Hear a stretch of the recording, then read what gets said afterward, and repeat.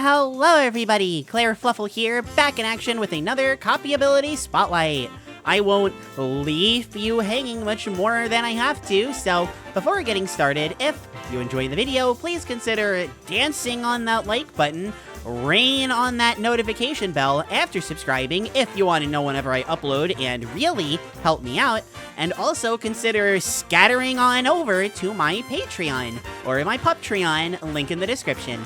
You can also leave a comment voting for what ability I cover next. Voting ends on June 14th, 2023, so if you are past that voting period, you can also let me know what you think about Leaf. Do you like it? Do you not like it? 424 blaze it! Let me know in the comments, although if you'd rather hide, doing the other things still helps. With that said, on with the show.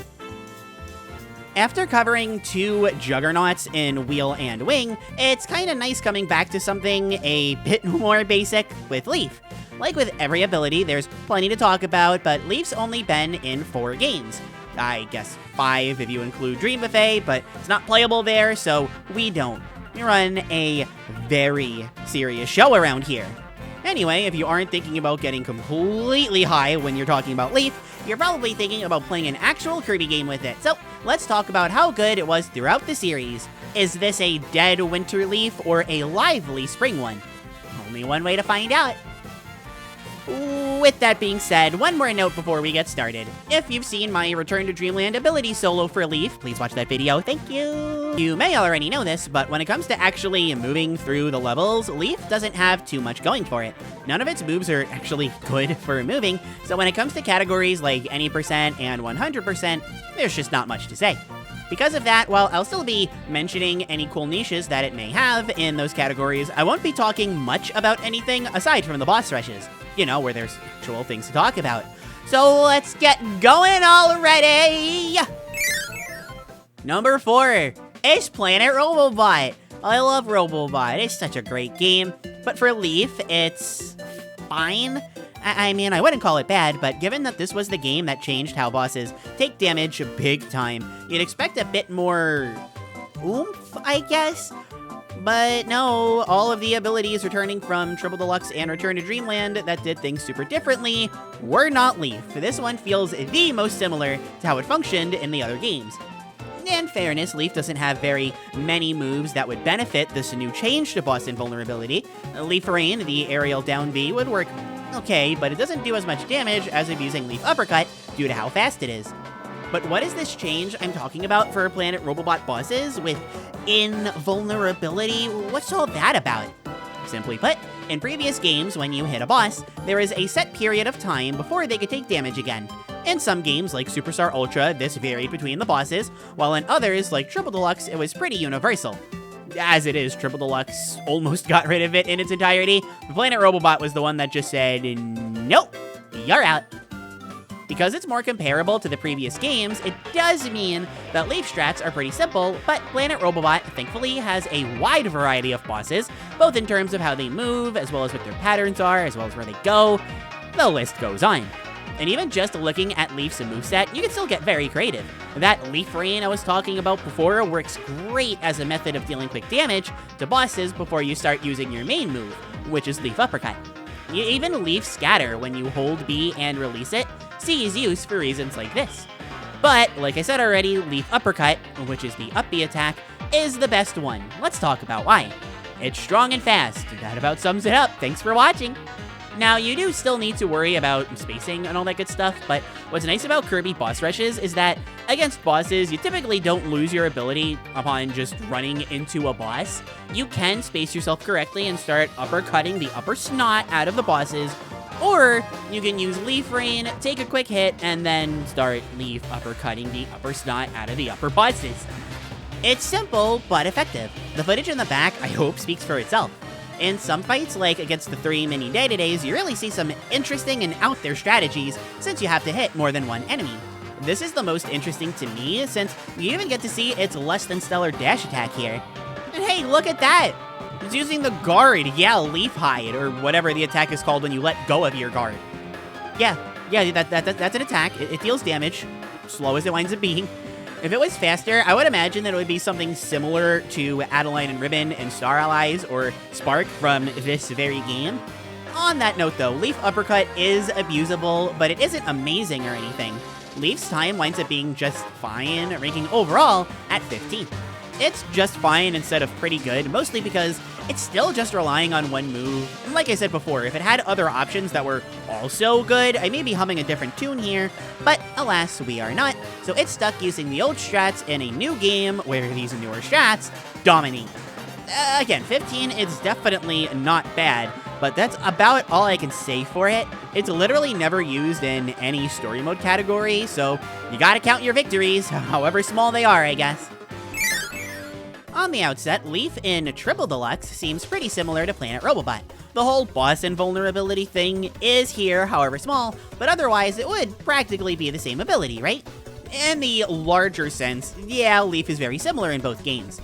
And to be fair, just like in Robobot, it's mostly relying on strats that worked in previous games, or I guess a game in this case.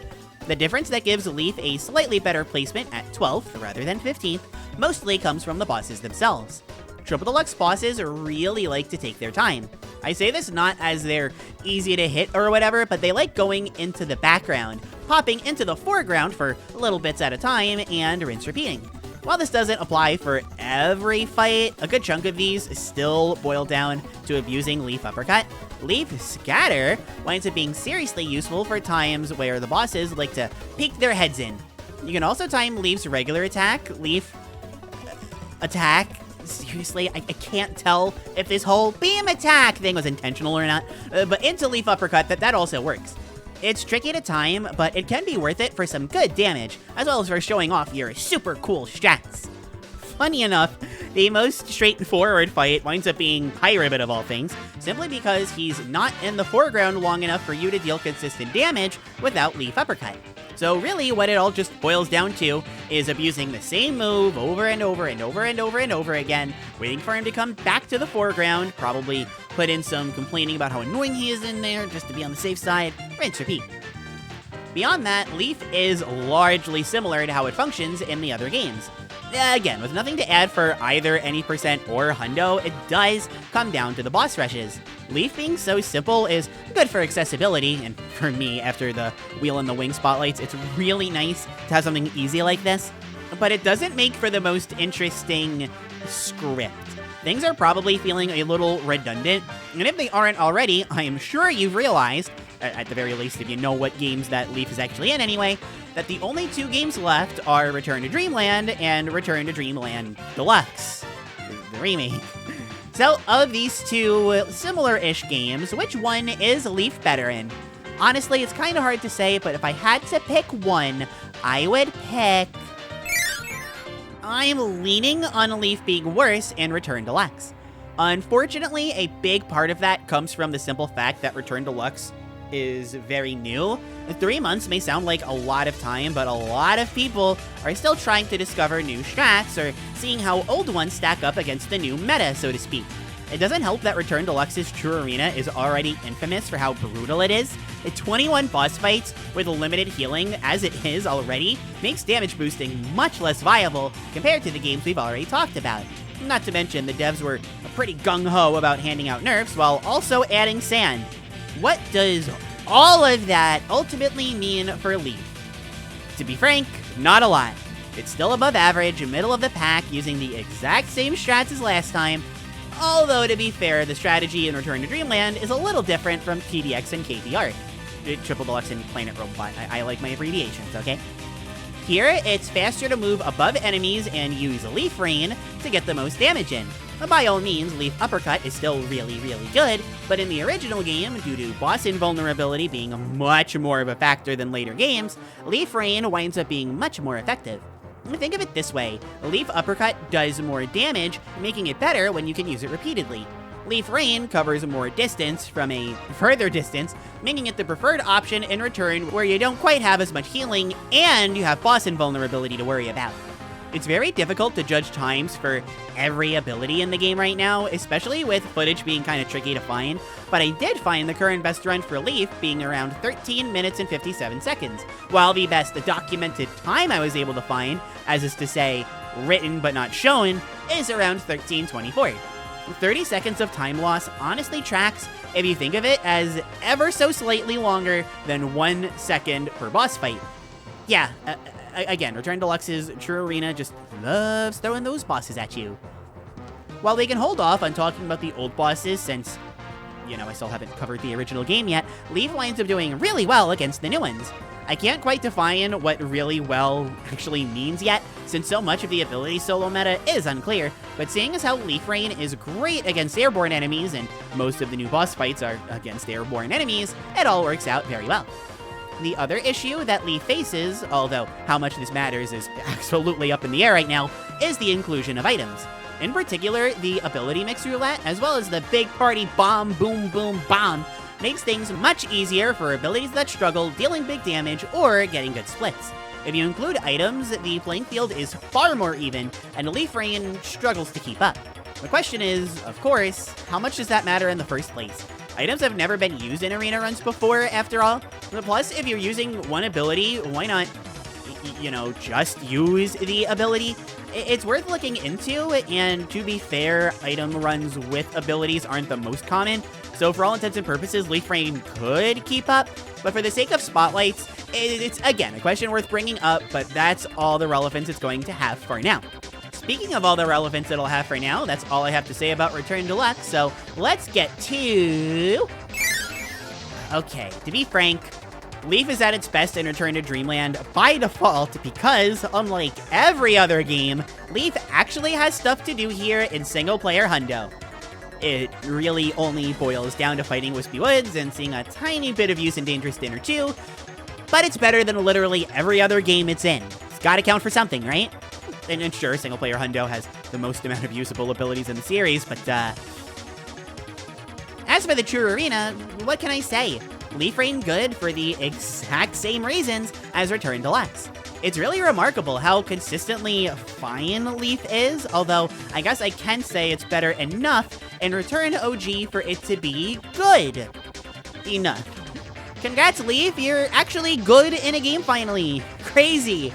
Specifically, it ranks 11th for the fastest times. Definitely the best it's going to get, although its time is at the very least comparable to Wing's, and we all know how good Wing is in this game, so you know what, that's actually kind of impressive. It's also crazy that with all the changes Return Deluxe bought, mostly via ability nerfs and stuff, but also the new bosses and an insane ability in Sand, because without those, Leaf is... Okay, actually, Leaf is a bad example because it's practically the same, but a lot of other abilities wind up feeling completely different. I made a video specifically detailing why Parasol strictly feels worse, but it's far from the only example. As for Leaf, though, again, it's good. I can't think of much else to say, so let's just move on to that final verdict. Okay, here we are, that final verdict. Leaf, was it good or bad? I think this should come as no surprise, but Leaf is, drumroll please, fine. I will say it's probably easy to see how useless it is for all of the story mode runs for every single game really, while also seeing it mostly be fine enough for the boss rushes and just immediately labeling it as bad. I do my best in spotlights to give attention to abilities that can't do very much in the story modes for reasons like this. Kirby games offer so much, and abilities offer so much. If they're reasonably good for the boss rushes, I'm willing to let things like any percent and hundo slide. Obviously, you'd want to be good in both instead of just one or the other, but that's a separate topic. Leaf's issue is that, again, it's fine. Fine enough to where I won't dock too many points for being bad in the story mode runs, but not fine enough to where I'd hold it in a high regard. It's very middle of the road, so to speak. It also makes talking about it really hard, at least in a format like this where I'm trying to keep things varied and interesting. Oh well, this may be a shorter video, but those aren't so bad every once in a while. Oh, especially for my sanity. Ugh, oh boy. And with that, video over. Thank you so very much for watching until the end. The support is very much appreciated.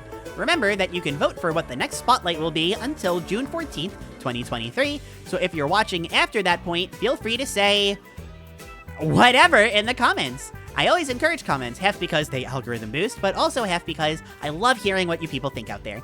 So, until I see you in another video, I've been Claire. Thank you again super much for watching, and as always, huge thanks to Dips, Fiora, and Biohazard for being head-patting Fluffle fan pup trins. Love you guys. And I will see you around. Bye!